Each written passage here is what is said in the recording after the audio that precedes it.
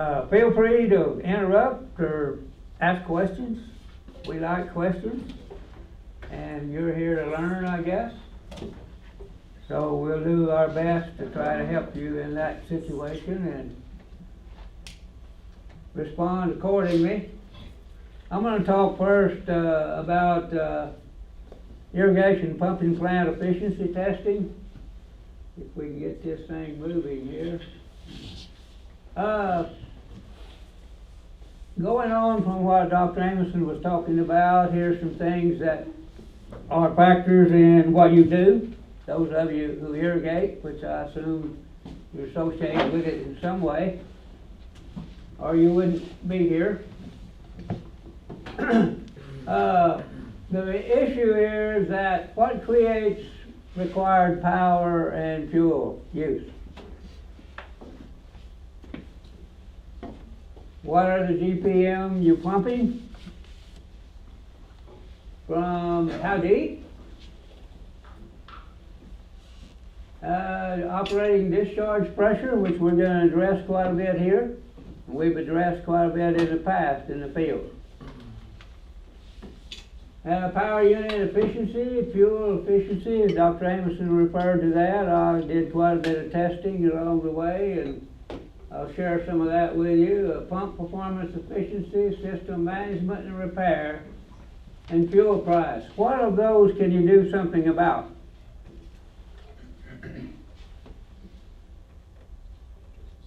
Can you move water up in the aquifer? No. You move it up with a pump and power and fuel. Operating pressure discharge? Yes. You can manage that if you want to and choose to. Power unit efficiency? Yes. Fuel price? No, not usually. System management and repair? Yes. So let's move on and see what we got here.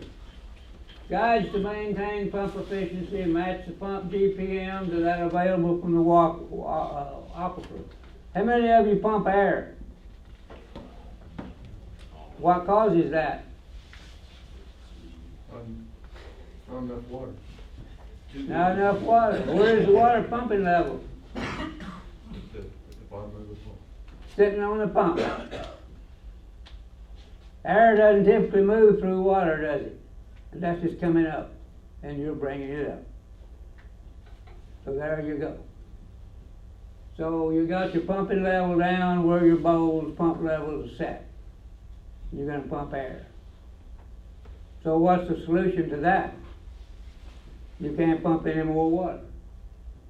So you re-bowl to the aquifer decline or additional lift, which you're typically addressing both.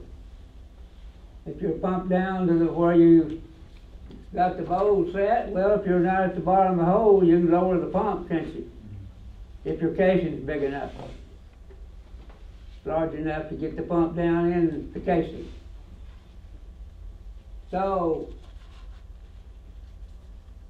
pumping lift and discharge pressure is what we call total dynamic head, because that's what the pump sees. It sees pumping lift, and if you want it to pressure up your irrigation system, whatever it is, even raw water, you got to have a little pressure or it's just going to dribble out here at ground level. And that's not where you want it. You want it out in the field where the crop is. So you're pumping lift in feet plus your discharge PSI at the pump divided by 2.31 is the feet total dynamic head that you got. And so that's what we're going to address a little bit. Bowl assembly selection are typically new and properly selected or in the 80 to 85% range.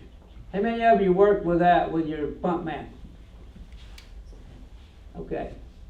That's a good idea, isn't it? It's good these days for you to know what he's selected and putting in your well, because who's paying for that? You are. So, yeah, both ways. If you don't pay for it up front, I mean, you're gonna pay for it for the pump man, and then you're gonna pay for it on the fuel and power. So it's a good idea to kind of follow it. Now, one of the things we have a little problem with is the pump friction loss coming up the column pipe. The bearing and shaft losses we take are about 6 to 10% based on how deep the pump is set, how much line shaft you got, how much column pipe you have. 600 feet, you're going to have basically twice as much as you're going to have in 300 feet. So that's the range. So you're going to subtract that from the 80 to 85%. That's kind of hard to measure out in the field. The pump shaft loss and all that, you can kind of get a feel of it. So the best you're going to be is 70, 75% in the field, which is light. But if you can get that, you got a good thing going. If you can get 70, 75% bowl efficiency, in all the tests I did, which is several, I probably had 5%, the best I remember, that was over 70% in the field, out of a lot of tests. Here's some summary of some of my tests over the years that we did. And over there, over the left, shows pump efficiency and the difference in what 5% pump efficiency means at 450 feet of total dynamic head. And 20 psi is about 40, 50 feet. 2.31 times 20. So those are some numbers that I kind of came up with the pump efficiency at 70%, 65, 60, 55, 50. See, those are calculated 5% differences in pump efficiency. The power 77 increases to 83, 60% from 65 gets you 7 more horsepower, 8%. I'm trying to give you a range here of what the 5% pump efficiency difference makes in power and fuel use. And at the bottom, I used just some calculations for 20 inches on what the dollars would be. Fuel cost per inch at 20 inches per acre, 450 gallons a minute is an acre inch. So that's your cost. At I think I used 360, which is the average cost we had for some of the growers in 2018. And that's pretty hard to beat in my book, in my test results. If you can beat it, you're praying for it for something else, like labor. That gives you an idea a little bit more different than what Dr. Amerson talked to you about, but basically, well, maybe let's see what's here. Well, let me go back to that. Basically, what I saw in the years I did the pumping test, and this kind of shows that you really, at 450 feet of total dynamic head, you really can't afford, or you can do better than letting your pump be 50% or less. Because that's quite a bit. 55, okay. Now when you get into the 600, 650 foot range, my guide to the farmers when I was working there, you can pay for a pump job when your pump drops below 60% in 3 to 5 years. If you're pumping normal, 120 hours a year, something like that. But on the lower heads, like we see there at 450, you probably 55, which in my percent, my idea would be good. Now, here's how many of you read pump curves? What's this say? Down at the bottom, it's got some GPM. And up the top, it's got some pump efficiency on 84, 85, 78. So what that really says, I guess this is, yeah. What this really says down here, if your pump drops down to your well availability, if you selected this over here at 800 gallons a minute, and you're up in here at 80%, and then you're going to walk back over here toward this line and go over there, you get over in, you can go down about 600 gallons a minute, but you get over here to 300 or 400, if you already got that left, you're over here in a lower range. Pretty low range.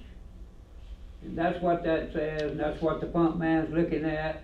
So, one of the things we have to deal with, and it's not pretty, and it's not pleasant, but our aquifers are declining. And you just can't pump any more water than it makes available. So accept it. That's what it is.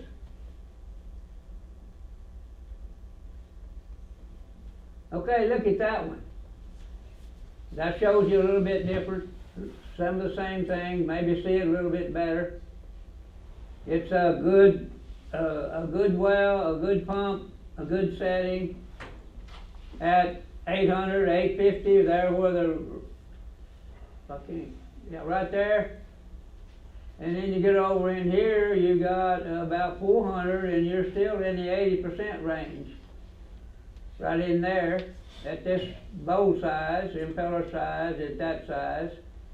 And these are things that affect you if you're pumping.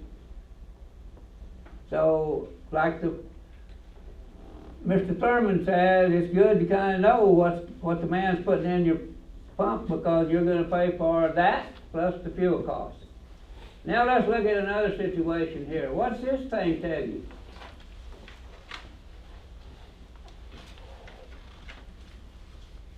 What if you used a VFD, variable frequency drive? This is a curve that was put in the west well here on this property a year ago. They pumped 1 year with it.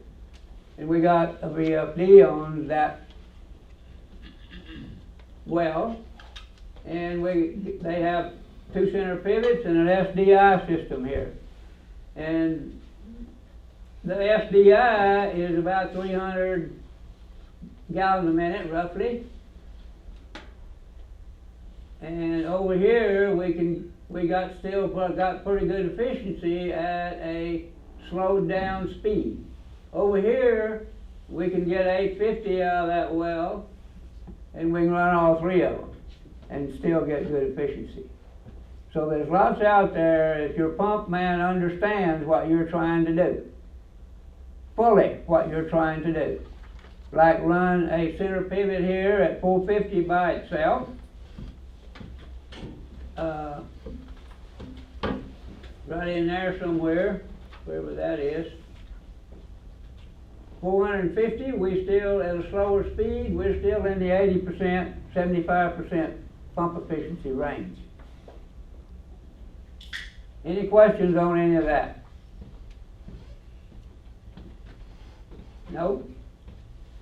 But that's what's out there, what the pump man's dealing with, if he knows what you want to do. Can you back up to that slide? Yeah, I hope.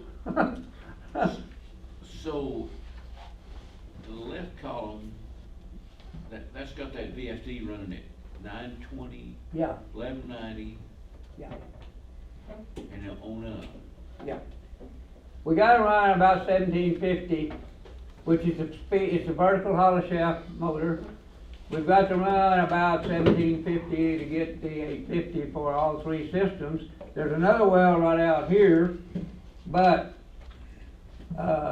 if this well should go out, which it did in 2016, then we can still irrigate this property.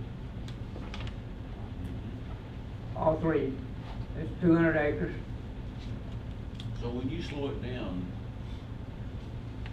to 920, the efficiency's a lot better. Yeah. That's what's out there. You just got to tell your man what you want to do. which is what we did. You're just adjusting that rate off your surface pressure probably. Right? Yeah, we got a pressure, that's a good point that I was about to make, but I got out of there. We have a pressure transducer at the well, west well over there by the cotton gin, set on about 20, 17, 20 PSI, kind of depending on how, last year it was set on 20. When it gets up to 20, then it's gonna run for 850, or it's gonna run for 20 when you're pumping 450. 450 gallons a minute. So this is an advantage for, and you could do that with a series of wells. What we do is run the, if the little well here, right out here is running, then the west well matches it. You can't run two transducers together. Y'all know that. They don't work. They go up and down. They fluctuate. It ain't gonna happen. You're not gonna have no use in going there. Just don't run two transducers together. You gotta have a split on them, a pressure split, so that they can understand what the other one's saying. And that's one of the advantages. I think the VFDs is one of the cost share selections of this class. And anyway, that's what that is. Okay, let's move on a little bit. Here we're getting into the real issue of irrigation pumping plant systems, which they asked me to talk about.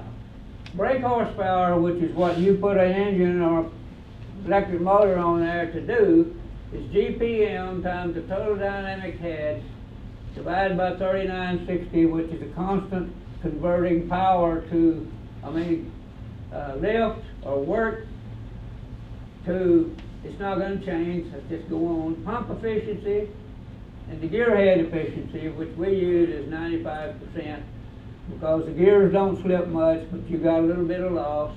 But this is a handy tool here. And I calculated with this, on the second line there, I calculated at 450 gallons a minute, because that's an acre inch an hour. When you pump 450 gallons a minute for an hour, you pumped an acre inch. If you pump 900, you pump 2 acre inches.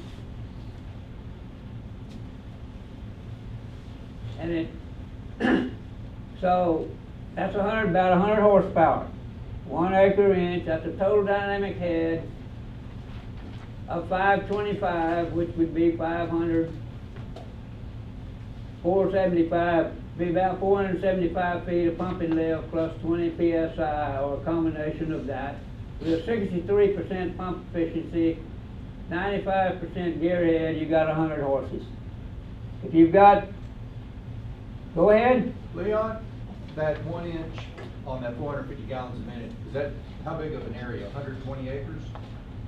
It's an acre inch, wherever you want to put it. Okay. You put it on if you put it on an acre, you got an inch. Okay. You put it on 2 acres, you got a half inch. Okay, thanks. You put it on 4 acres, I guess it's a quarter. Okay. Wherever you system puts it. Everybody understand what he asked? I think I do. You're specifying both units. Pardon me? You're specifying both units, the Yeah. acres and the inches. Yeah. Yep.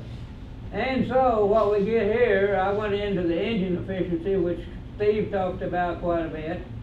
I use 23%, which is a pretty good average for what I tested for an automotive engine. And it needs to be up about 2200, 2300 RPM to get that efficiency. If you're running at 18, and this is going to be something on the next session that you are concerned about, if you're driving a generator, it don't run very good. It's going to run at 1800 RPM, and we get our best engine efficiency at about 2200, so you need a gear reduction. And Don Hardy uses a 5 to 6, 6 to 5. What's the difference in 5 to 6, 6 to 5? Overdrive, underdrive. Yeah. So, yeah, there's quite a bit of difference. So if you get running 2200 RPM, you need to get your generator down to 1800, then that's a 1.2 gear reduction. Or you're going to run at less efficiency, which is another topic. But there you go, 23% engine efficiency is about 11 cubic feet per horsepower. There's some way you can go back to your fuel bill. 24%, which we got quite a bit, is about 10.6 cubic feet. 25%, which we got a few of, is a 10.2, but you go down to 20%, it's 12.7 cubic feet per horsepower. So you want to be in the 10 to 11 range with your engine efficiency, cubic feet per horsepower. You can do a little back referral, I guess, with your meter, your fuel bill, the formulas here, and you can kind of come out with something that gives you a guide rather than a test. I don't know where the test equipment that I used is, but it's somewhere. But Jerry Funk, who will be here the next session, does some pump testing yet through a combination of, he has a fee. I think he'll tell you about it if some of you are interested in that situation. Okay, electricity, been some, there's no difference in the horsepower. Calculation is the same, except power use is a little bit different. Because we use 90% for like it's kind of a National Electric Code called NEMA, National Electric Manufacturers Association. 100 horsepower is in the range of 90% efficient. And if it's a vertical hollow shaft motor, you don't need a gear head. If it's a horizontal motor, you need a gear head. You have a gear head with a drive shaft in between them. So you'll have to add that. And submersible pump, you got the wire going down in the well. So most of the wire sizing for submersible is 3 to 5% loss. So you got that. So you'll be somewhere in the range of 75, 78, 85, 88% on submersibles. And if any of you need to go into that any deeper, any farther, then we will. But that's kind of a summary of that situation. Primary reasons for lower combustion engine efficiency, we've kind of touched on that. Wear, improper tuning, and partial loading. So running a 6-cylinder Caterpillar engine where you could get by with a little 4-cylinder, Yeah. where you don't have that engine loaded, your efficiency is a lot lower. My tests show that. Yeah, partial loading, we identified that pretty accurately in my opinion over the test. I did running 18, 23, 18, instead it's going to be 20%. That's 4 points times 5 is 20%. That's kind of like what I showed in the first slide. It might be 4 or 5 points of efficiency. Yeah. Just from that motor not being loaded. Yeah. Yeah. Yes, sir. That's what I'm trying to say. That would run into money. Yeah. Steve emphasized that. I do. It's real. It's one of the things that happened is that right now it doesn't make a whole lot of difference, as much difference. Let me put it that way. It doesn't make as much difference at 360 gas as it does at $7 gas. And that's when the world woke up on the high plains. I arrived on the high plains in 1968, 4 years born. And gas was 15 cents a cubic foot. And it did just, all the guys were concerned about was pumping water. The fuel bill was okay. But when it went to $65, that's the reason A&M bought into a pumping plant efficiency system. The water district had one. Didn't y'all sell it to Eder Water Well, Steve?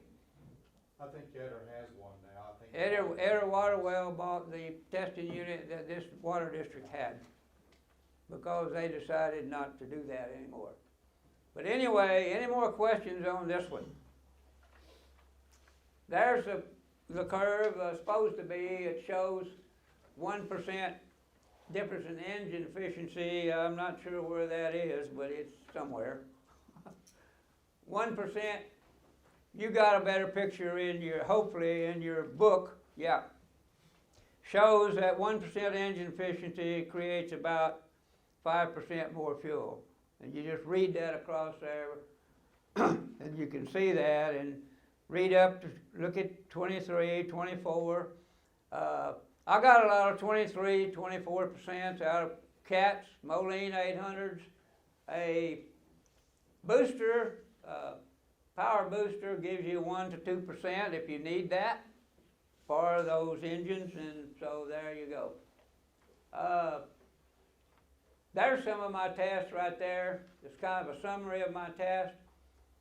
534 feet, I kind of broke them down. It shows you 1.09 MCF per acre inch, engine 22.9, pump 67 GPM, 153 horses.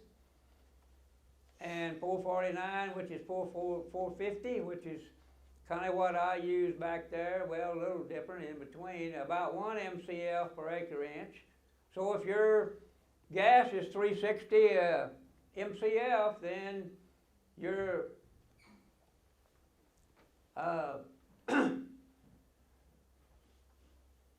pumping cost per acre inch is about 360.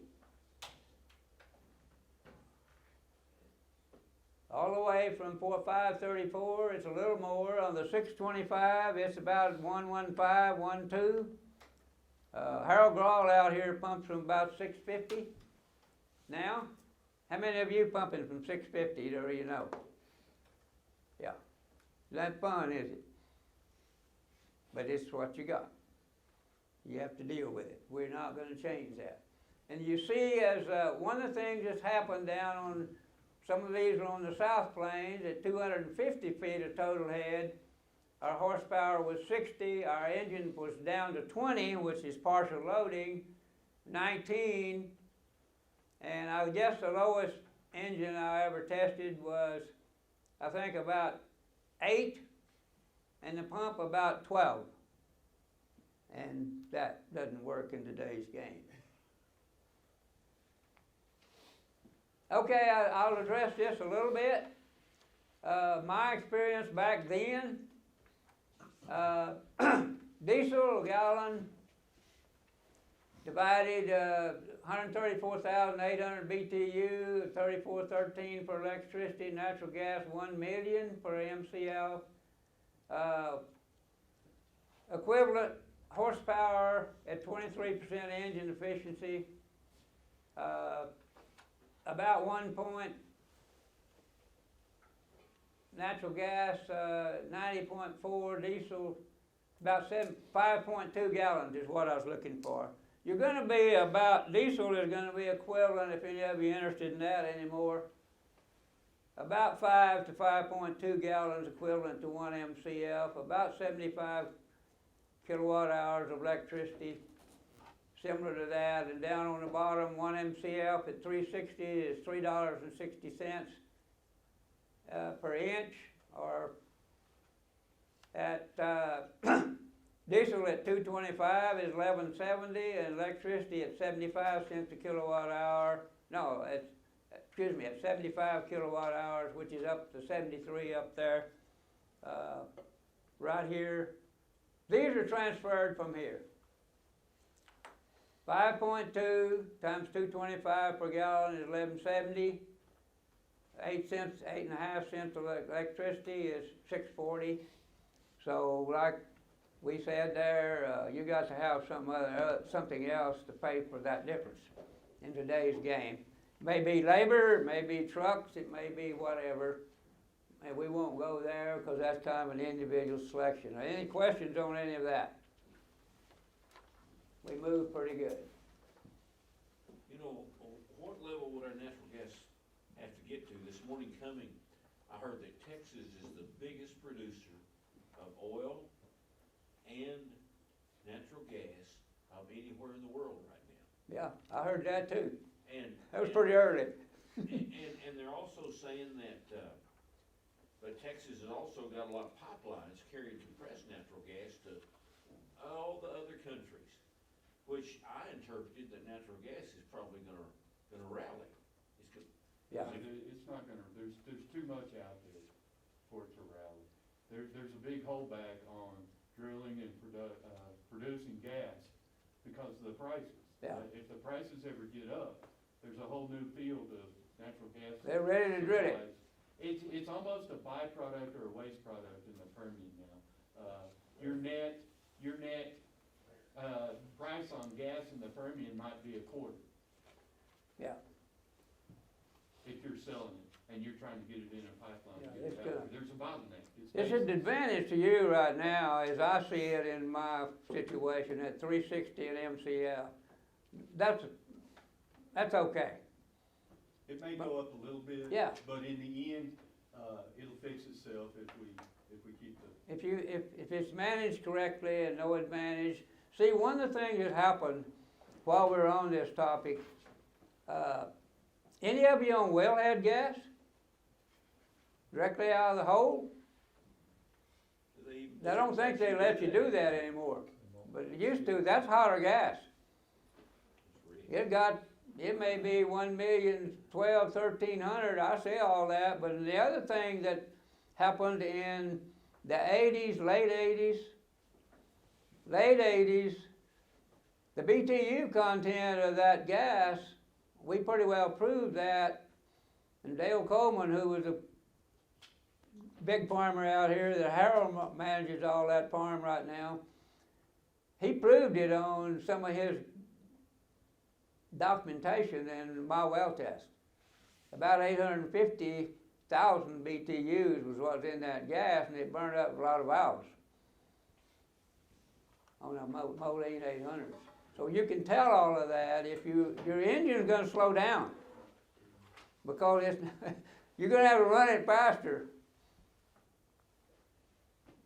because the heat content of the gas is not there. But that's pretty well under control now. That's just a reference thing. Pat, did you have a question? I was just gonna say they're flaring gas like everywhere down there in the Permian Basin. Yeah, they're flaring gas. And that's the waste, the burn. So, anyway, I think you got a good thing going here. It's just a matter of how the gas, it's kind of like Amerson said on the center pivot. If you've got center pivot, you can do a lot with it, which we're fighting to get into. Or if you manage this thing with natural gas and it fits you, then you got a good thing going. But it takes a little bit more. We can't do quite as much automation, which Ferris and Carlisle are going to talk to you about with the natural gas engines as we can the electric engines, remote. But you can the pivots. So this is an issue that's an individual thing that I can't fix. You can manage. Okay, let's get into the center pivots now. Design production center pivot systems, that's what part of our deal is. Amerson talked to you some things about this. We call this the mid-elevation spray. Mesa, mid-elevation spray, that's what that is. So let's talk about the center pivots and how we got there. Why did you install a center pivot in the first place? All of you have a center pivot? Labor and efficiency. Labor and moving the water. The more acres, less water, more or less water, same acres. We got a lot of guys that are doing same acres with a lot less water. Are you one of those? Maybe? Yeah. Hope you are. That's one of the reasons we went from center pivot to row water. Okay? Okay, that's basically what it is, what we did. That's a mid-elevation spray. What would you do different? What you see there, what would you do different? Speak to me. Narrow it in, Pardon me? narrow it in and drop it. Yeah, drop the water application. That's a mesa, low mid-elevation spray. So lower the drop, lower the head, get it out of the air, which takes it away, and concentrate it down in the crop, and you might do a little more. Any other comments? Put bubbles on it. Just do a whole lot of things different. And here's one of the things that this is called LISA, low elevation spray application. We kind of categorized that. Amerson talked about that some. We did a lot with a 5-degree up pad, which you see there, putting the water up over the crop. Do you need to go up? Why? When? When do you need to spray up? For what? Get it sprouted. Get it sprouted. But why do you need to go up? We go up to get a throw. And when you go up, what do? You put it in the air. And what happens to the wind to do it? Takes it away. So this is what we're working with. You want to go up, you want to go down, you want to stay up, or what do you want to do? Your choice. We'll go into that a little bit more, but one of the things that happened here in my evaluation and work in the field with you guys, farmers, is the blue pad made us go. It put us in a position to do what you're doing today. And there's what we call the LISA, low elevation spray, lower the head, get it down under the corn. And while Dr. Amerson was talking about if you can or if you can't with LISA, one of the things it helps. What do you see here? Does the crop protect this pattern? What if you had cotton or wheat or soybeans? Would you get the same protection from cotton that you get from corn? No. It ain't going to happen. It's going to be in the wind. And where's it going in the wind? So this is another issue that you have to address. This is a flat pad. We'll go into that a little bit more. Steve, I can't see the clock. It's 10:30. You got about 15 minutes before break. 15? 15 before break. Okay. If I could, I'm not sure I could read it either. Yeah, I can read it. Okay, this is what we're talking about. What we're going to go into in a little bit more detail. There's another one, application. Always use weights for the wind. We learned out here the hard way. Put some weights on there, and then weights are going to swing too. That's a 30-inch drop. Okay, soil type is a player. There's been lots talked about soil type and all that here. But this is a LIPA system, and soil type is a player, which we're going to go into a little bit. What is water infiltration? Why do you even care? You put the water on the ground so the plants can get it, right? So that's what it is. Water infiltration, and this is how we manage the water so we're going to get it in runoff. And we went through that. Well, you can manage the water if you want to. It's kind of like this 92 versus 97% application efficiency. Do you want 97 or do you want 92? Or do you want 88? It's up to you. It's in your lap. It can be done with a existing LIPA system. With an existing center pivot system. If you're in the 75 to 85% application efficiency now, 78 that he talked about, do you want 92? Or are you okay with what you got? This is in your arena. We can get 97% with a LIPA center pivot. And that's hard to beat. I'll show you some yields later on. Okay, what's capillary action? in relation to infiltration. Capillary action describes the attraction of water molecules to soil particles. Capillary action is responsible for moving water from wet areas of the soil to dry areas. Is that important? What about SDI? How does that water move? It's coming out from a little dripper down there somewhere. That's why it moves. So these are 2 points that you're concerned with in your application efficiency. I just want to point those 2 out because sometimes nobody really ever relates to capillary action, which is going to move, depends on your row spacing and your drop spacing of LIPA. Okay, I'm going to go through this pretty quick. But we're blessed here, especially on the North Plains, with good soil types, pretty uniform, which we don't have to have a soil probe everywhere. I was going through some quick ones here. Pullman, 2 inches per foot, 5 feet, you got 10 inches of water. That is a blessing. You get caliche at 2 feet, you got half that. You don't even have, you got 4 inches instead of 10. So where's your caliche level? This is another thing that's going to involve what you're doing and what you're trying to do. And if you want to put out, if you want to pre-water and put out 2 inches and you've got 2 feet of topsoil, that's a whole lot different than putting 2 inches or 4 inches on one of these soils.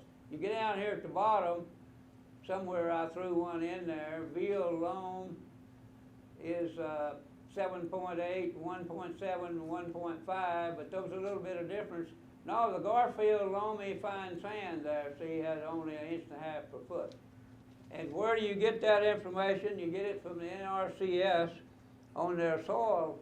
And we found that to be USDA, and Keith is here if y'all need any grass, but there's, I did a lot of work, and a lot of farmers are using it, but this is a good piece of information to know, to manage your water, if you don't know it. How many of you know what your soil type is and available water holding capacity? Yeah, some of you do. It's a good thing to know and to manage.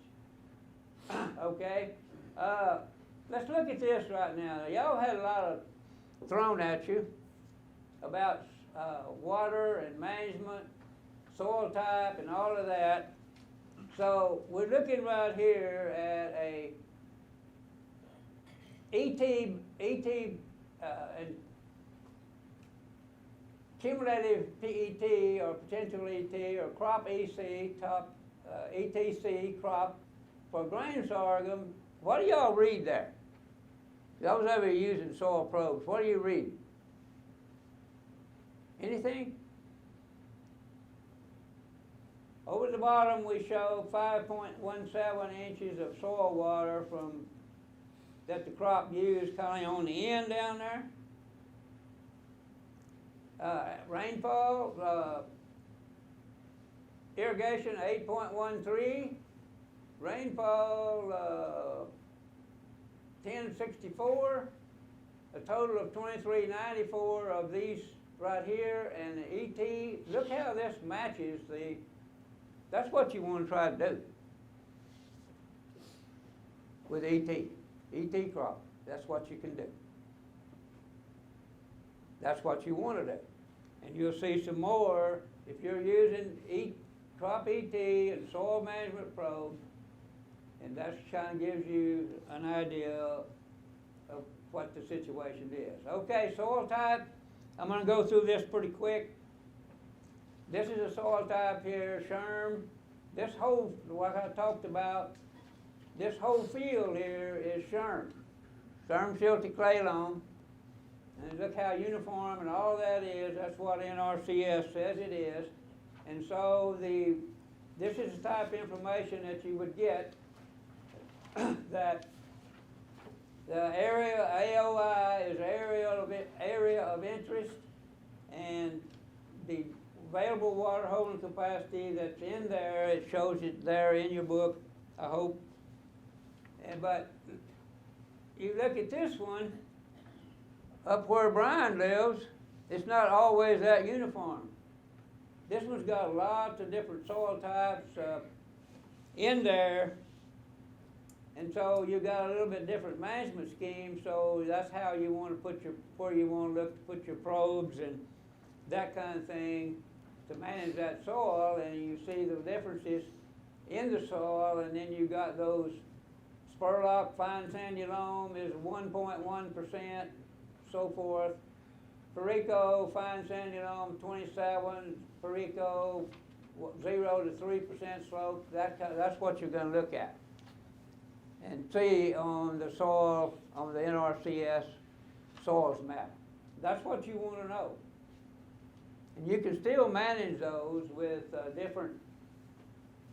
You just have to select them, and that's just examples of what you get.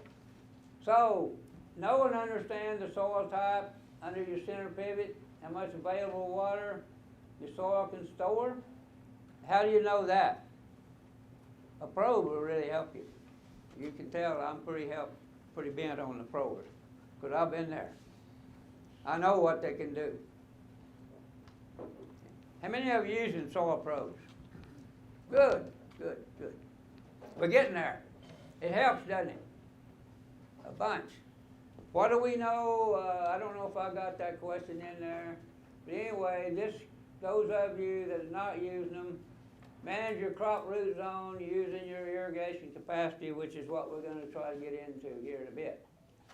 So, moisture probes can guide available water and all of that. There are some examples of that we won't spend much time on, but right in here it shows that water goes, the crop will go to 5 feet. There at the blue line is the top.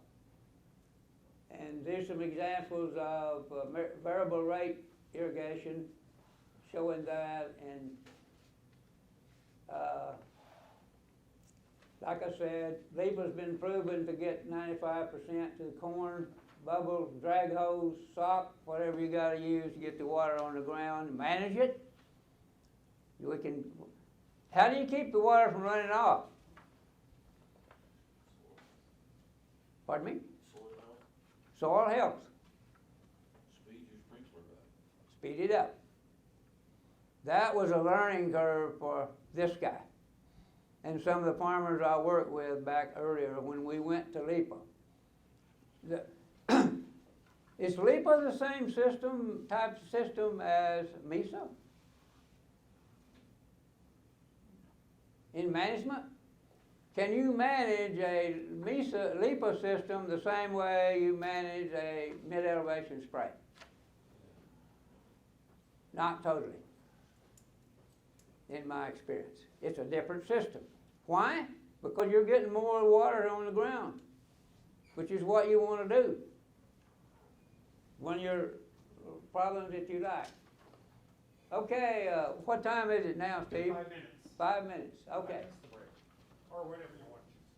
Or whenever you want. We can get to a little bit of size here, I think, a little bit.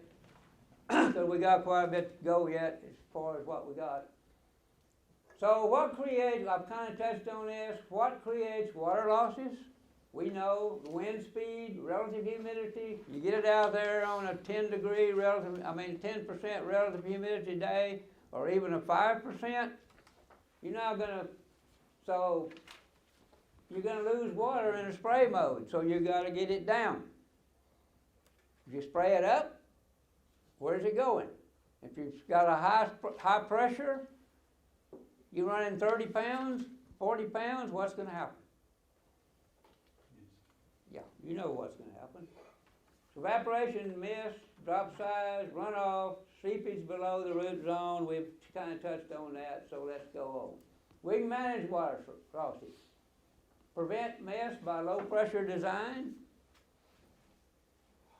And you can have water losses with the spray mode with LEPA. If you want to run at 30 psi, and that's where regulators come in, and we'll get into regulators a bit. But if you want to run a Mesa spray, a LIPA spray pad at 30 psi, you're going to have a mist. So that's where your pressure regulators come in. Use soil probes, apply water to surface into the root zone for infiltration and that kind of thing. Okay, we learned, like I said, roots go where the water is. That's capillary movement for the water and infiltration. And the first thing we did with these to introduce the LIPA was to go every other row, because we proved that in row water you could get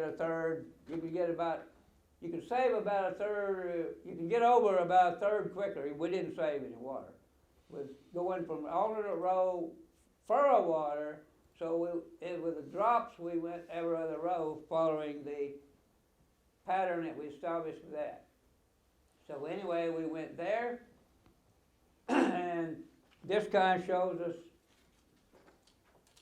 we learned we plowed too much, and that kind of thing, and we kind of see what it is there. And so crop residue and soil health is a big issue now, and we got to have it. We need it, and I'm sure the guys on the last panel, especially Tom Moore, talked to you about that. And the value of crop residue, strip till, no-till, and so forth. This is a good place to stop for a break. Okay, take 15. And before we get into a little bit on the system design, which I know you don't do. Making it available to all the aquifer is making available for the pump to pick up. Yep. That's it. Maya mentioned this, VFDs will be on the agenda for session 4. Pardon me? At the top. VFDs, variable frequency drives, are on the agenda for Yeah. next session. Okay. FYI. Okay. Good to go. No. Any other questions on that? We'll try to pick up. Also, I'll mention that any of you more interested in calculating more detailed fuel, we can help you with that. Then we had time here, so move on. So what I want to do now is get into some steps, kind of like what we've talked about with pump efficiency, kind of how we got there and where we are with the center pivots. And one of the things that made this go, in my experience, was a combination of manufacturers, farmers, and people, innovative farmers, and people in the field working to try to get information to achieve high center pivot irrigation system efficiency. And one of the things that happened was center pivot telescoping, mainline telescoping, and those of you that have an existing center pivot, it's done. And we oversized some center pivots with 10-inch and 8-inch compared to what you're doing today, and to me, you're set good. But those of you that are buying, we're going to go through a little bit of stuff here. One of the things that the manufacturers did, was to make telescoping available. Being 10-inch pipe, there was no 10-inch pipe. There was no 8-inch pipe.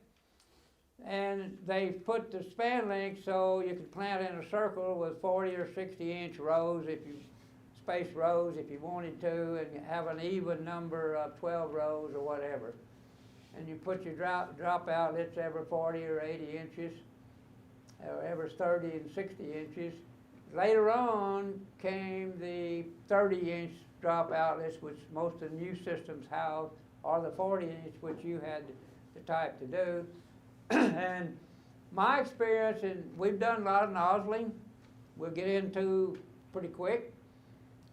Just to touch on it, to show you kind of like the pump efficiency and the engine efficiency, how important that is, and that you have control of that if you want to. The 6 5/8, a load for a 6 5/8 inch machine is 700 gallons a minute. if you want to stay in the lower 20 psi operating pressure.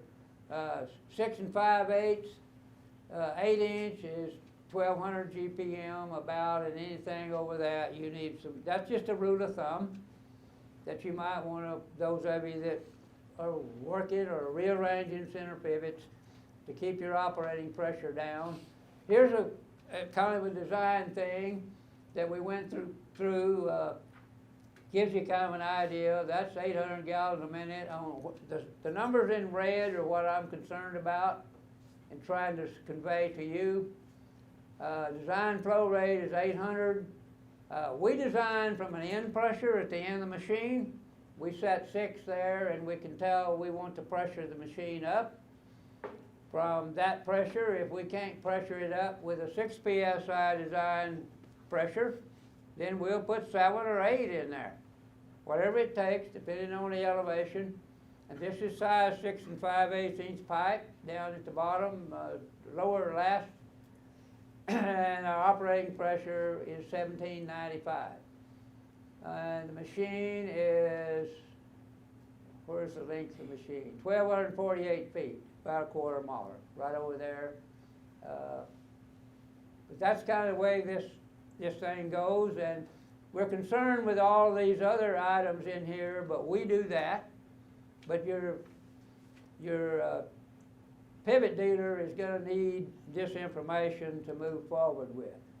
And there's a 1200, about a 1200 GPM machine with some 6 5/8, 1800 feet, 1802, 680 feet of 6 5/8, and no, 1122 of 8-inch, and 680 of 6 5/8 for 1802, and that's a 1200 gallon a minute.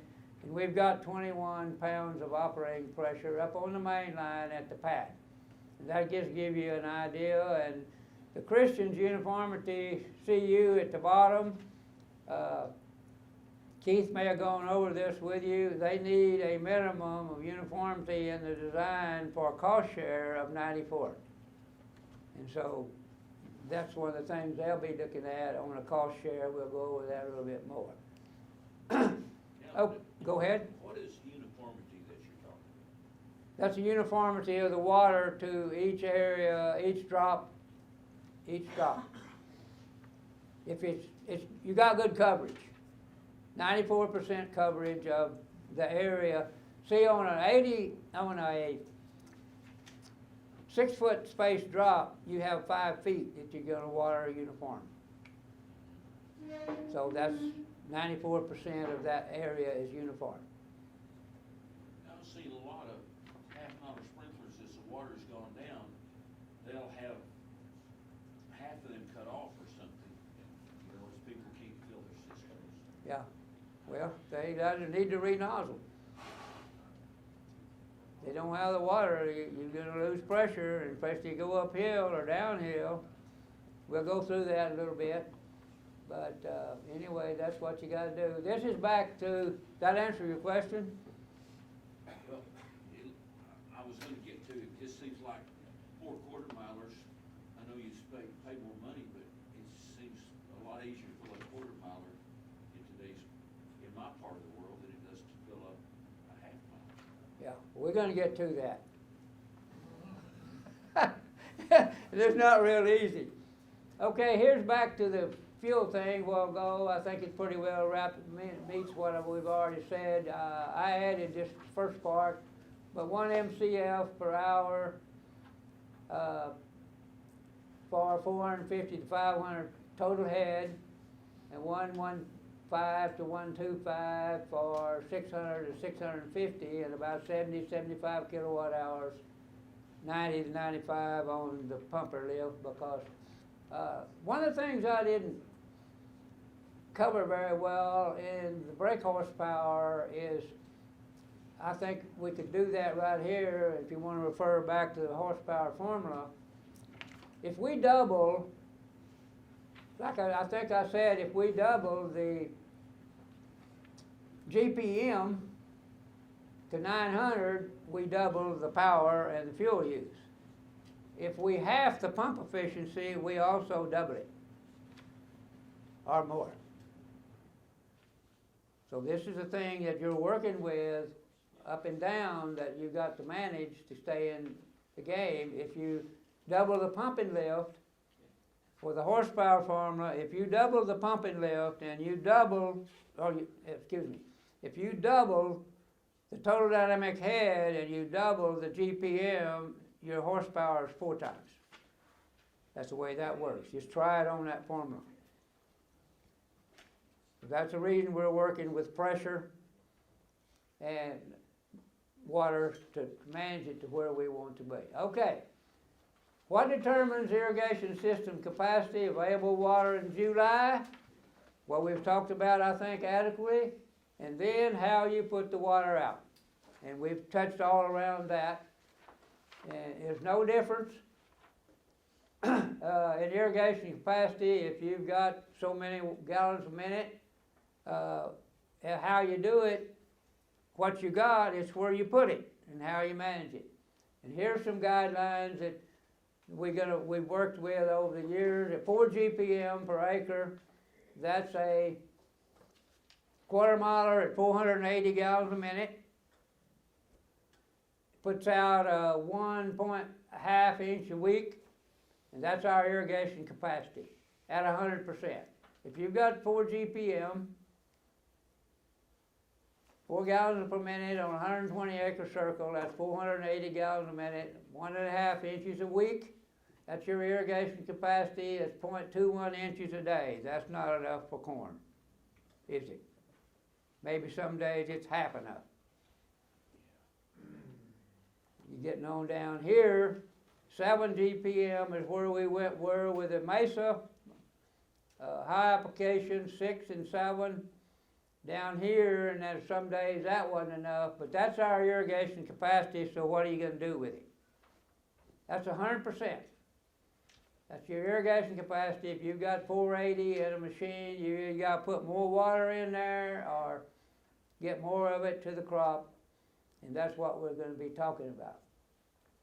Here's how you determine. Some of the previous class wanted to know this. GPM times the number of hours that you takes to make a circle, the number of hours you set on a SDI, acres you set, number of hours divided by 450 divided by the hours irrigated tells you how many inches you're applying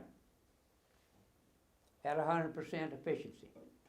That's how much water you got at 480, using that example. But either any GPM you got, number of hours that you're taking to get a circle, if you're going a week circle, that's 168 hours divided by 450 to acre inch an hour, 120 acres, you'll get 1.49 inches, which is what I showed in that slide. 150, I got 150, but 100's not going to make any difference. So that is where we're going with what we got. So, system irrigates 120 acres, gallons per minute, 4 GPM. There's no difference in our available irrigation capacity. It's what we do with it, like I said before.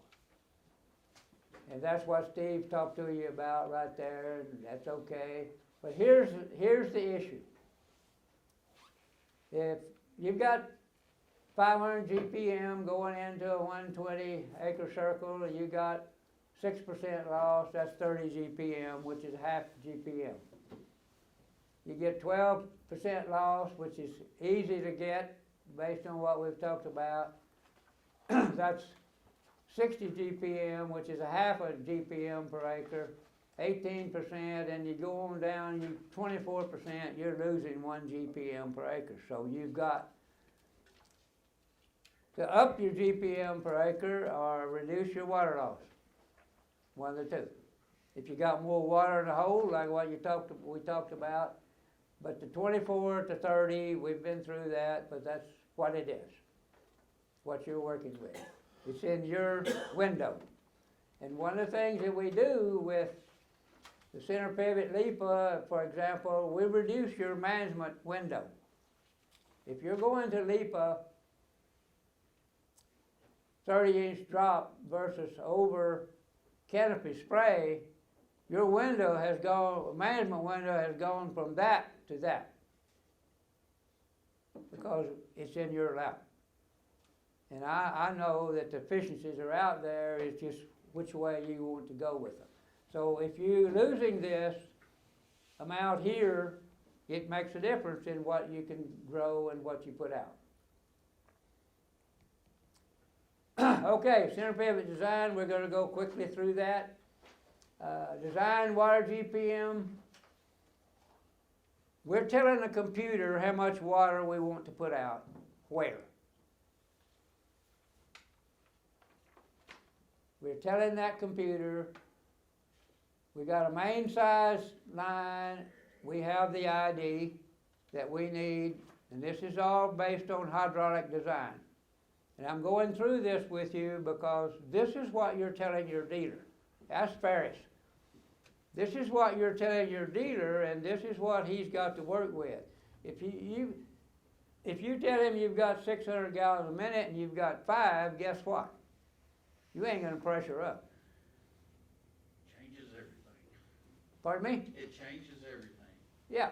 The one thing that I would say is that elevation difference from the center point to the high point in the field. Leon kind of left that out. That is like incredibly Well, important. no, we aren't there yet. We're going to do that. Okay. Yeah. Yeah, we've got the design based on what goes in there. The high point, yeah. The elevation, while he's brought it out, if let's just look at my elbow here. If right here's the pad and up here's the high point, how are you going to get water up there? You got to pressure it up there. If you got water down here, how are you going to get it, keep it up here? Yeah. So this is what you're talking about, and that's what Ferris has brought up. So this is part of what we do, and so we can tolerate a 25 to 35 GPM difference in a quarter miler and maybe 50 GPM on the half miler, and applicator above the ground level. If we got 18, we got 15 feet, about 5 feet, 14 of elevation drop. We use that. It's coming off the main line down to wherever you put your regulator, so we use that. Okay, right here's what Ferris brought up. Elevation and differences from the pad measured in feet. You have to get that in there. It's not an estimate. A lot of guys now will use their GPS system to identify that. But this is a part of the design.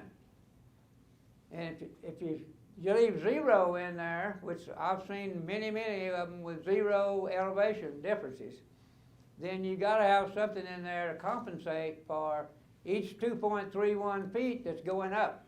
That's a PSI. So you got to build that. Go ahead, Ferris. I would just say one thing. In my career, I've seen one field that had no elevation difference. It was about 6 inches across the field, and you cannot flood a flat field. You cannot make the water move across a flat field. No. And so if they were ever flood irrigating that field, I will guarantee you it's got more elevation than 0. Yeah, it looks level. It looks level, but They're not level, and it makes a difference. And, It does. And, you know, everybody has a little heartburn with regulators. Guys, if you're gonna do precision application of water, and that's where we're headed today, then you have to know what that elevation is. Yeah. If you have ever even looked at a drip system, you have to take elevation into consideration. It's the same thing with precision application of water with pivots. don't tell your grower you don't know. I mean your dealer. Don't tell him you don't know. No. Because like he said, it makes a difference. And see, another thing we're talking about here, the design is specified for that location. That's the elevation that Ferris is talking about, what I'm talking about, the GPM. This is not over there somewhere. You can move this package over there to the other system. This is something that's site specific. And that's kind of where we want to go. So, okay, I just mentioned that.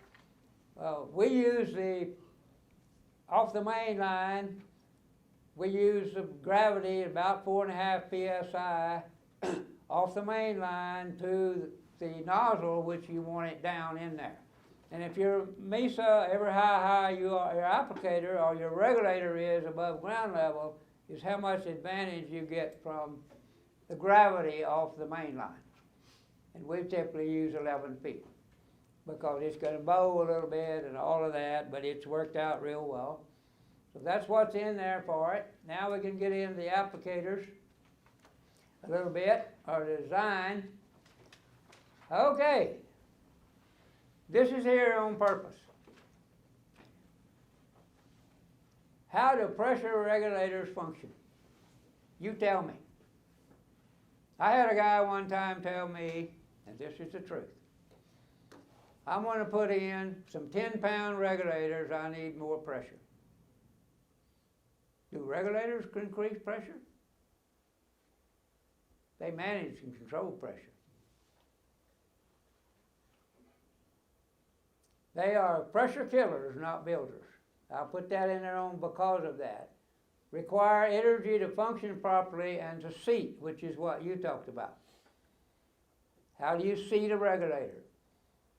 They obtain energy from water system pressure. You have to build the pressure in the machine to close the regulator.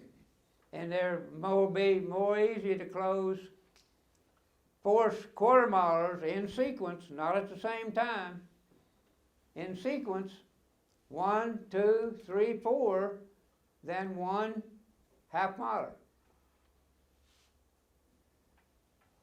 So this is an issue. Pressure losses within the regulator are about 3 psi, meaning that the inlet pressure must be more than the rating to close it. So on a 6 psi, we need about 9, a 10, 13, a 20, 23. I don't know why you won't go there. So the nozzle size is based on what? What the size is the nozzle in the nozzle package? The pressure. So the nozzle selected based on the regulator outlet pressure. If I have a 10 psi regulator versus a 6 psi, which has the smallest nozzle for the same amount of water?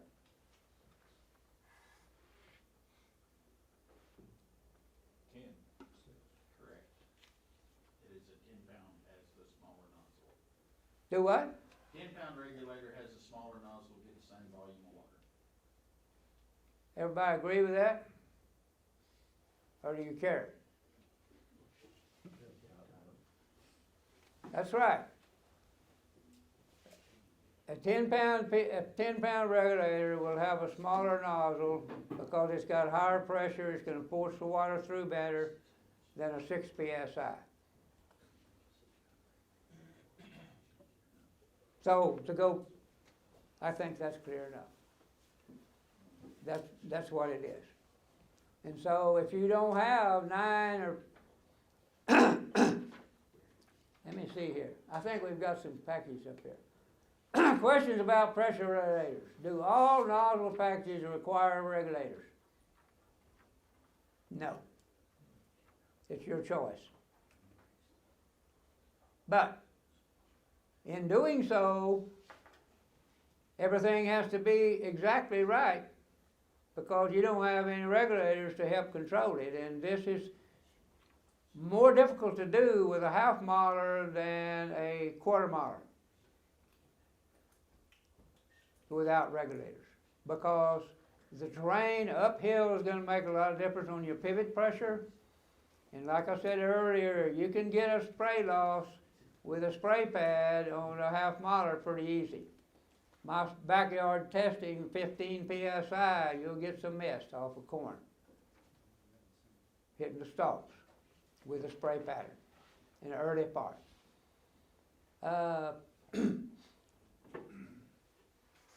Okay. Can over available GPM nozzling can prevent seeding and proper seeding and function? Yes. If you don't have the water to close the regulator, then you can't seed it like what he talked about. So if you're under nozzled, you can't seed and close the regulators. And then what happens? What happens then? What does the regulator do when it doesn't have enough water to seed it? Wow. Does it put out less water or more water? More. Puts out more? It throttles. What does that mean?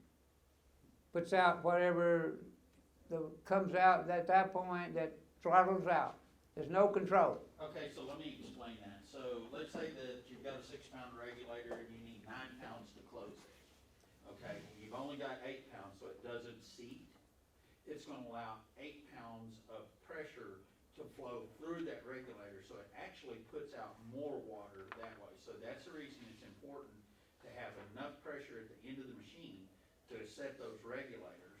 And if they're worn out and they don't set, it's just like an open piece of pipe for all practical purposes. And the pressure is what But you have what to the have size enough- of the nozzle does on that is what happens. Yeah, you have to have enough additional pressure to push water through, so it screws up your pattern that way too. But it's the best option you've got to get your pattern correct. In essence, you're overwatering where the regulator is not regulated, and something up there at the end, especially if you're uphill, is going to start. It's going to turn brown because it's not getting any water or not enough. That depends on what's in front of the regulator. If you don't have 6 pounds in front of the regulator, then you're underwater. But if you got 8 pounds, you're letting that water go on through, so you're overwater. But Yeah, if you're below that 6 pounds, Yeah. then you're underwatering, right? Right, and you gotta remember, this is all prevalent on the end of the machine. Where are all your acres at? On the end of the machine. Yeah. That's the reason it's so critical to get it right. And you say, well, I don't have enough pressure, irregardless, let's say that you don't have enough pressure to seat the regulator. How do you figure out how much do you need to cut the sprinkler package back to make it work, assuming you're producing all the water you can produce to put through it? The easiest way to do it is to take your chart, start at the end of the machine, and start closing off hoses until you get to the point that you've got the appropriate amount of pressure. You can add up the flow, the design flow per nozzle, and it'll tell you how much to cut the package back to get it accurate. That answer your question? Okay. All right. How do you start multiple center pivots served by multiple wells? In sequence. Don't try to start them at the same time. Variable flow, the variable frequency drives will help with that. For example, we can't start everything here on this field at one time, or that well down there, we overpumped it trying to, but anyway, the variable frequency drive will help you with that. When do you know when to replace regulators? When you walk out there and putting off about a 10-foot pattern. Yeah. When it's spraying over the next wave. There's no really real set way, but like you said, there's signals you gotta look for where you're not getting any water, you're getting too much, is a good signal. But anyway, Ferris, I've got to move on. Okay. Thank you. Maybe in your session. I'll do it. Anyway, any questions on that? We've had a lot of questions, and I know Pivot Track gets questions on that about their pressure reading on their system. So anyway,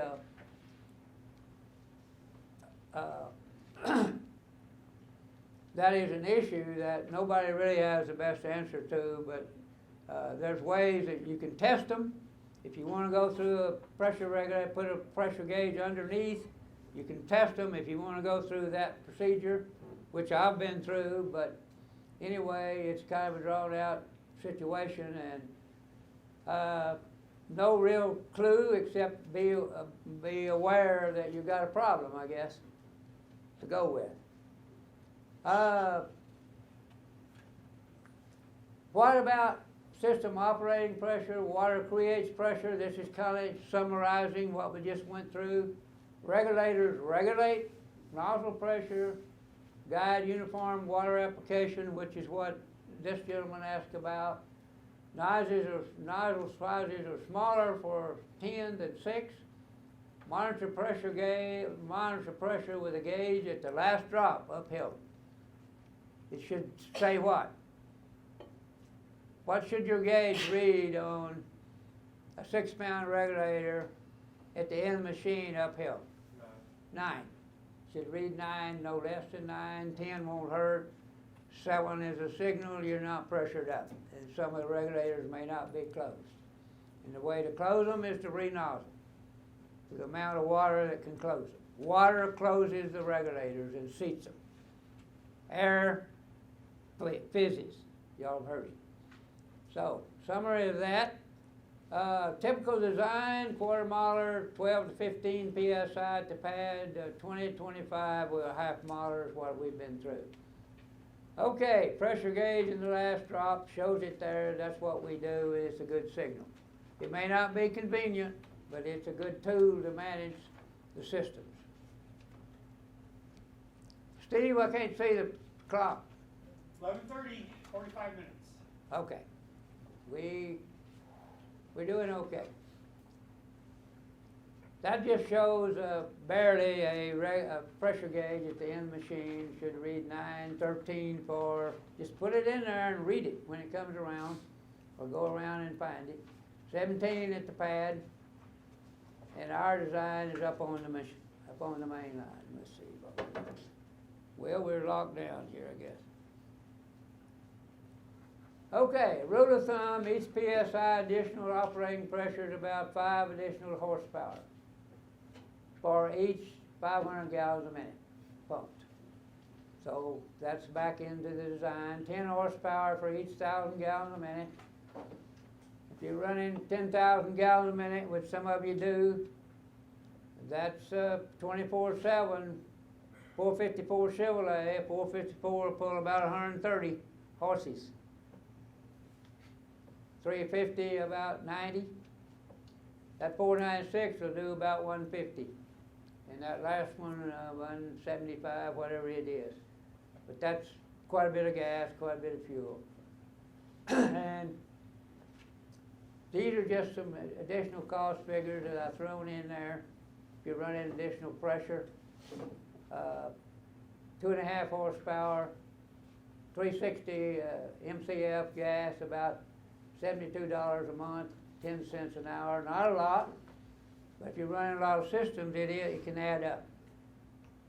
Electricity is a little more expensive. In my experience, 450 gallons a minute is an acre inch. So 8 cents is what I used on electricity, so you can kind of see there what your additional operating pressure may do. But like I said, it kind of narrows your management scheme and puts a little bit more on you. Okay, here's the nozzle package. I just want to go through that. Y'all don't do the nozzle package, you read it, right? You read the nozzle package. And so, these are the type of information that we need to do the nozzle package. And one of the things that's going to make it right, and I mean correct, like we talked about, the over on the left-hand column is the span lengths, and the second column is the mainline size, and the third column, span, the first column is the span, number of spans.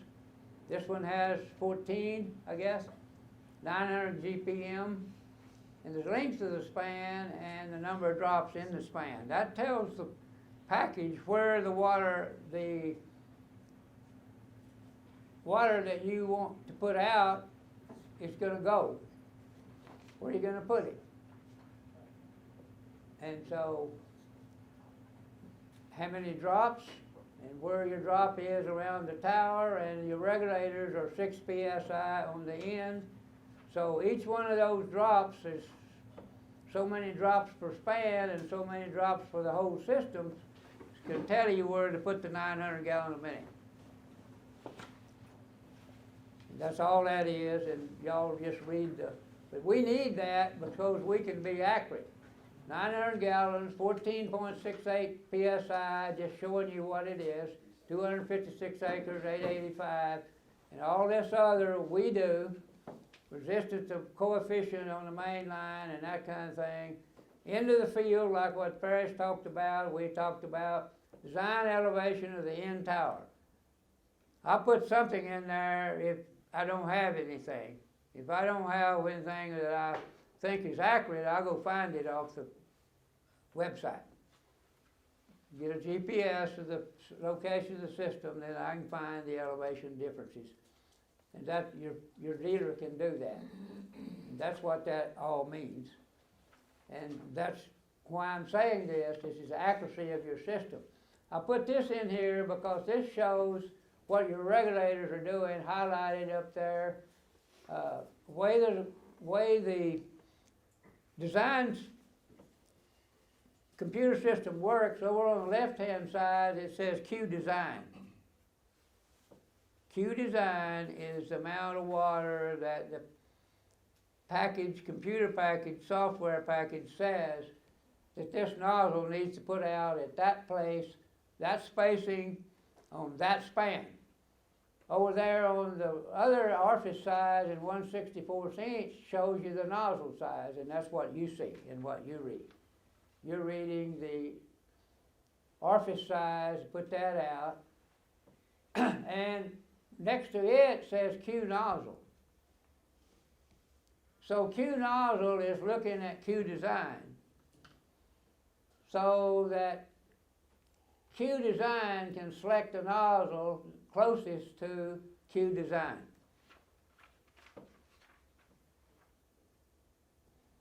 So let's look down here at somewhere down in here. Let's look right here. Q nozzle is 0.29 GPM, is that right? No, it's 0.33. 0.33, I'm at an angle here. Somebody read that. 0.29. Q nozzle is 0.29. So it matches. But up here somewhere, Q design is 0.19, Q nozzle is 0.22. Overwatering just a little. Overwatering just a little, but it's the closest. It's the closest nozzle for Q design. That's what they're doing, what the package does. I just wanted to show you that so you'll know what difference it makes. And because we only have 1/64 inch nozzles, or in Nelson's case, 1/28. 1/28 size is 2 times 1/64, so that's what they have. And we just doubled it when we have we have a Nelson nozzle that's an 8. That right there is an 8 instead of a Senator 4, because theirs in 1/28. But that's what the package does. Down here we're at 0.36. We can match up pretty well. And if you put it on 30-inch spacing, you're going a little more. The regulators are working here a little bit. I wanted to show you this. The regulators are working right here. Our outlet pressure there is 1539. Divide that by 2.31, you get like 6.4 psi. That means it's pressured up. And it's taking 13.2 pounds out at that point. Otherwise, your nozzle would have to be smaller without regulators, and that's how that works. That's probably all you want to see about that, but that's how we do on the nozzle side and the nozzle thing. Down here,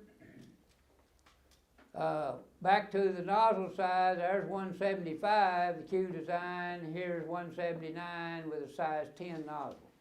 So we're right in there and working with that, and that's the way that works. That's a summary of it, and I pointed this out that NRCS requires a 94% coefficient of uniformity, which is a uniform between those drops in that machine. Depending on how many drops you have, 30 inches would not, drop spacing would not be the same as 50 inch. You got that many more drops. Twice as many drops on a 30-inch drop as you do the other. That thing's kind of out of welter, but y'all know how to, this is what we put in there.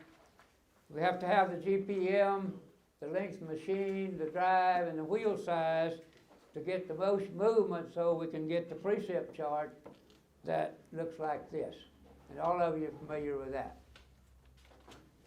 Any questions on the precipitation chart? Y'all have looked at those till you wore them out and don't know where they are. Okay, you can put a little stuff through the machine that kind of changes all this. That nozzle's not going to flow like the one that's clean. So what's going to happen? That's not a clean nozzle. Not gonna get as much flow. Not going to get your water out. So whatever you put, and it's hard to look at all this, but that's the life of of the water flow, hydraulics of a water flow system. So agronomists told me that carbon, sulfur, and sulfates create a bacteria explosion, and so whatever it is, you got to clean them, keep them clean, or your water flow is going to be less. But if you've got regulators or no regulators or whatever you got, our design of the center pivot nozzle package is based on a certain flow characteristic. It doesn't include this kind of stuff. So if you've got it, you're going to get reduced water flow.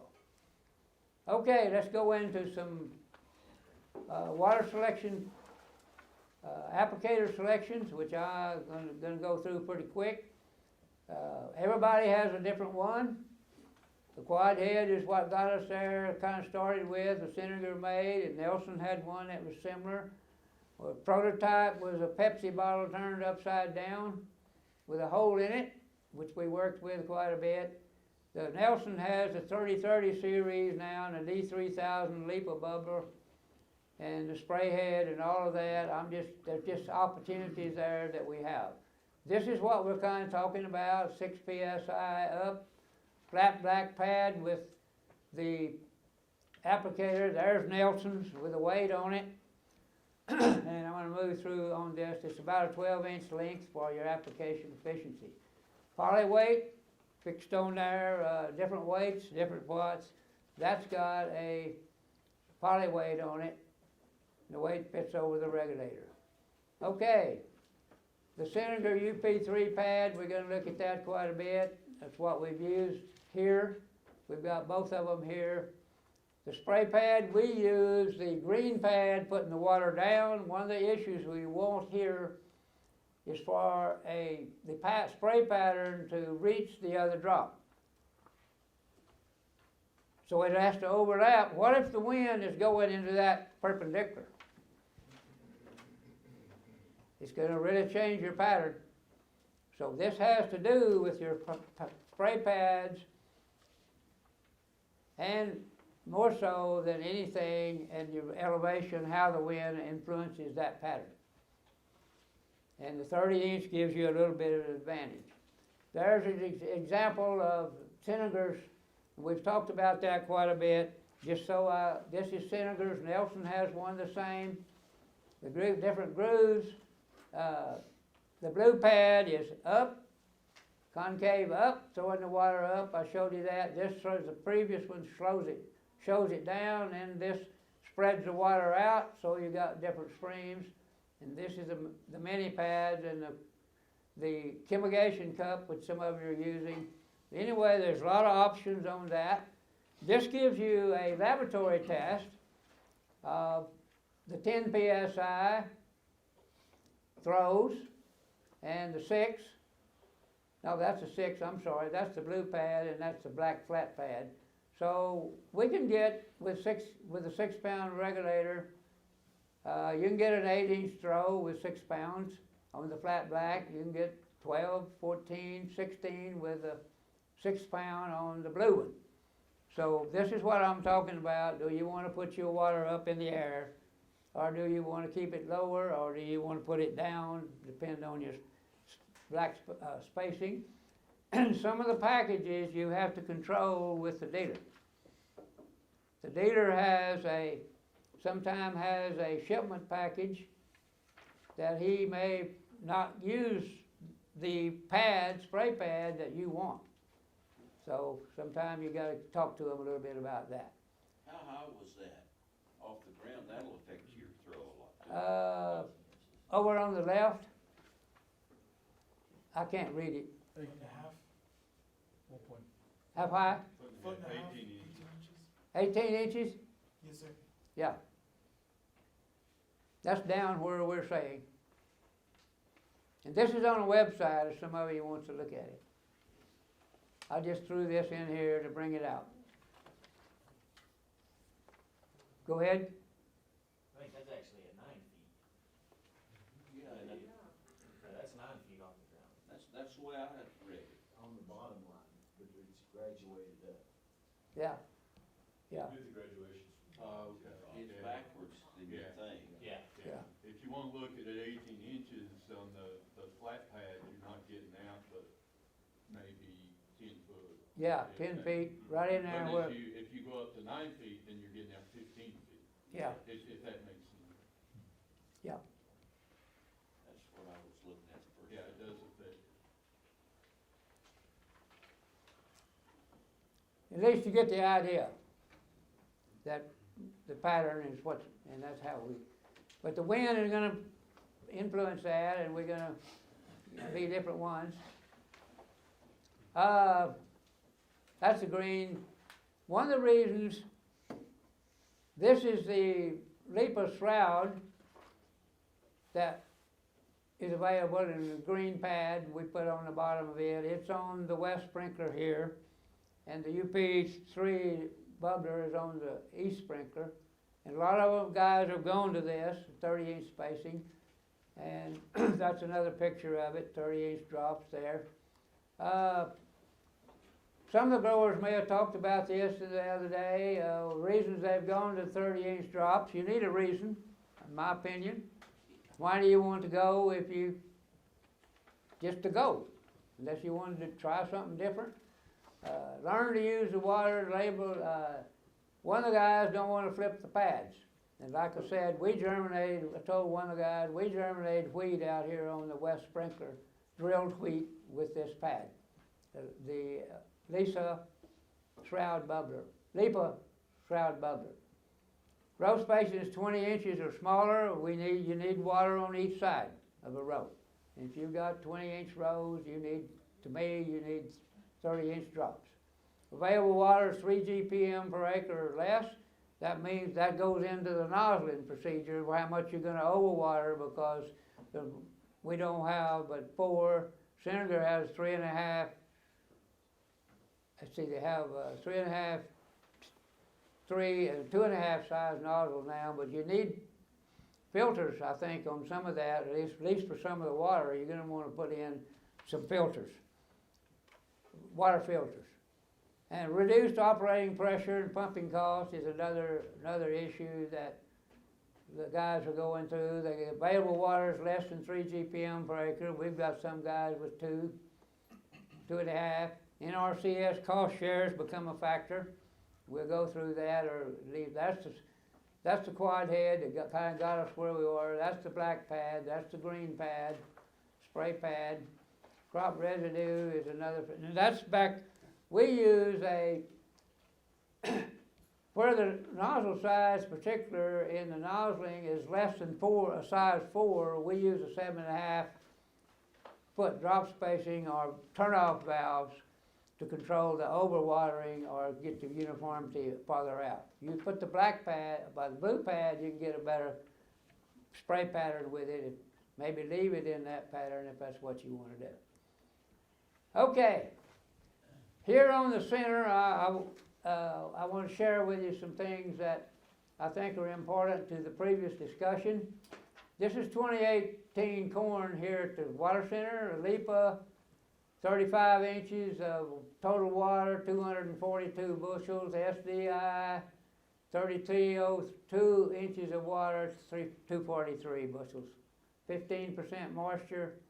Planted May 23rd, 32,000 seeding rate, Pullman silty clay loam, Stan Sprains the cooperator.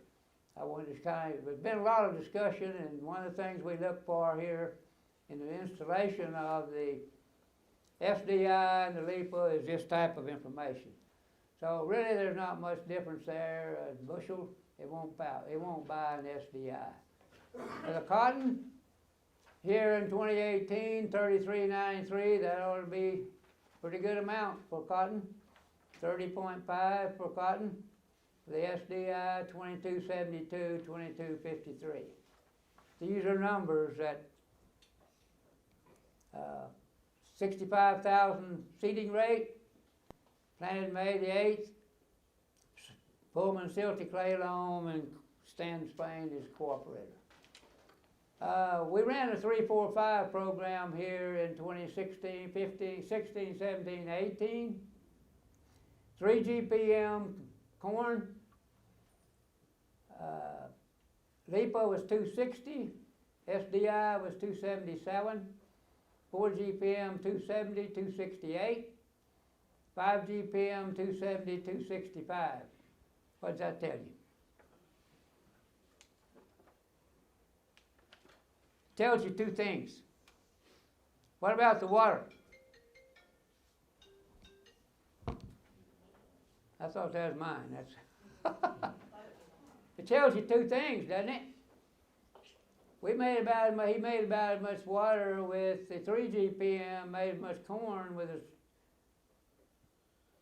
3 GPM as he did the 4 and the 5. But we had good rainfall.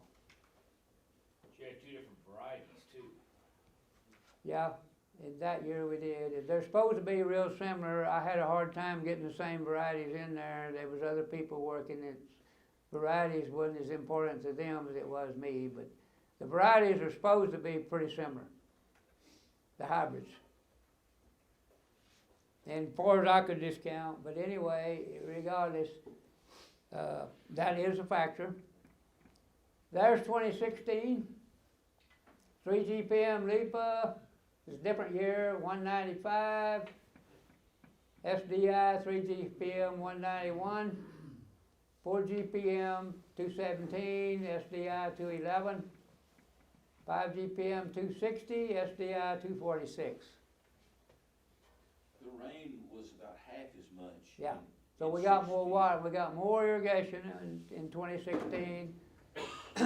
Less rain in 2016.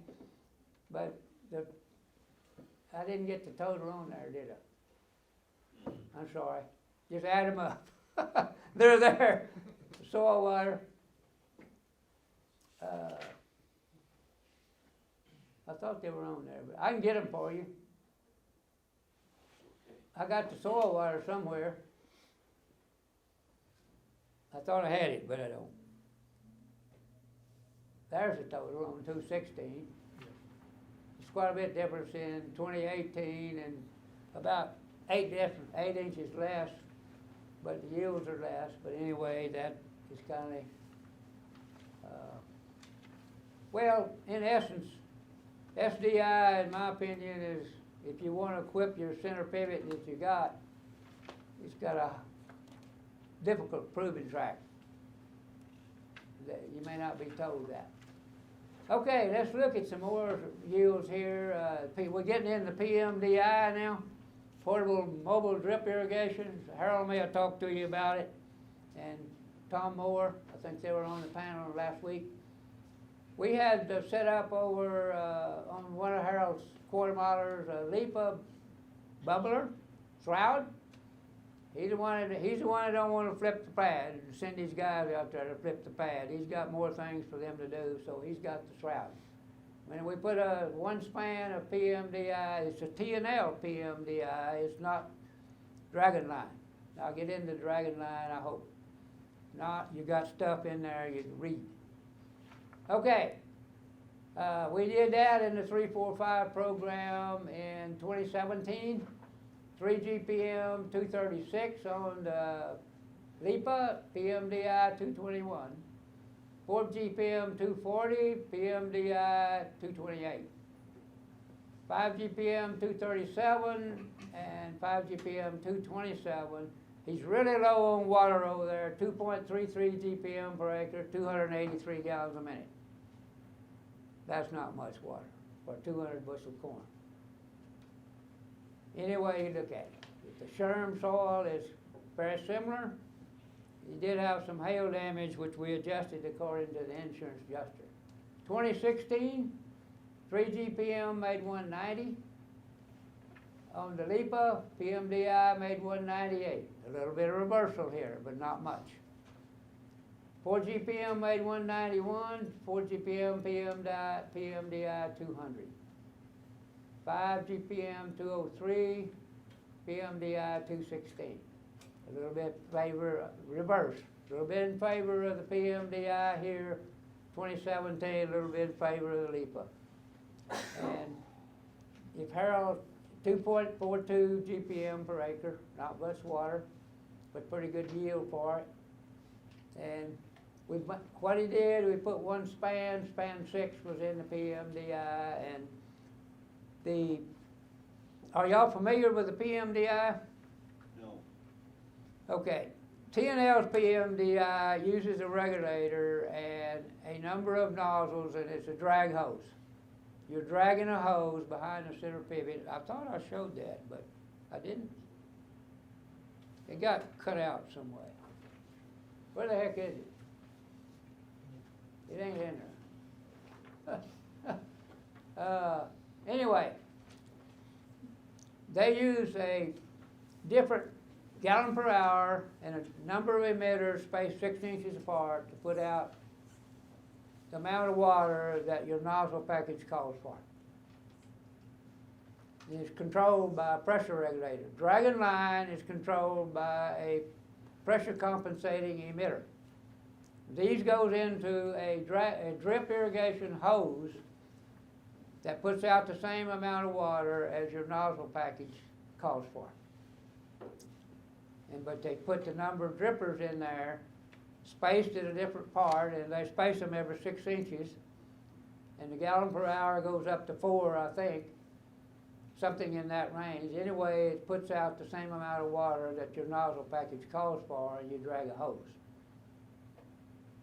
And Harold was looking for that for yield advantages with this little low water, but he didn't get it.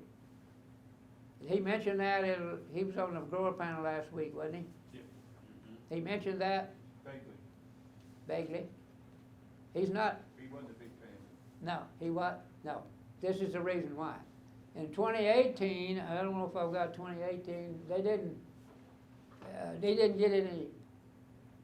2016. There's 2018. He didn't get any yield differences, and we didn't in 2015. We didn't get any yield differences between the PMDI and the LIPA shroud. There's the amount of water and the yields, and the rain and irrigation. And you can kind of see we're working with 23, 24, 25 inches of total water. Soil water, they didn't measure it in 2018. There was no difference in 2016 when I measured it. So there's the difference between that, and that is the variable frequency. We won't, y'all just read that. That's the rating. Ferris is going to get into this right here. And the 3-year average here on the 3 GPM per acre, which I kind of skipped over there with Crinky, but Ferris is going to talk about that speed control. With the 3 GPM, our average 3 GPM per acre, which is 360 gallons a minute, and we control that by speed control. Like we had a 3 360 gallons a minute on a quarter mile machine, 480 and 600. If the soil probe told us we didn't need any water, we didn't put it on. So some of those differences are not a lot, because if the profile was full, we recognized that, respected the profile, managed it accordingly, and we didn't apply the water. That's the reason some of the yield, some of the there's not a lot of difference between the 5 GPM and the 4. 2739, 2894, 242 average, so that the yield differences between the 3 GPM on a 3-year average is 223 bushels per acre on the 3, 232 on the 4, and 242 on the 5. And Danny Krinky, I kind of skipped over that. He spread his water out by planting 3 weeks earlier, and to split his 3 GPM out, he had 560 gallons a minute for 200, it's about 3 GPM per acre, maybe down there somewhere. 1,800 gallons, 28 to 30 managed total water, 235, 245 bushels per acre, 28 to 30 inches, 230, 26 to 28. And he had 226 anyway by planting earlier to split his water out. Basically, with a 3-week split between planting, he was able to water his corn differently. He watered, the tassel stage came earlier with a 3-week earlier, so he put more water on it early and less water later when the water use was less, and still averaged 226, which is about what the 3 GPM was, and he split it between those two. Okay, we can do better than that. You don't have to. Okay, there's the portable mobile drip right there for Harold. I thought I had it in there, but it got moved down. It drug over the corn in 2015. And he planted a circle after that and had a lot better luck. And you can kind of see where it's wet there. I didn't get a picture up front.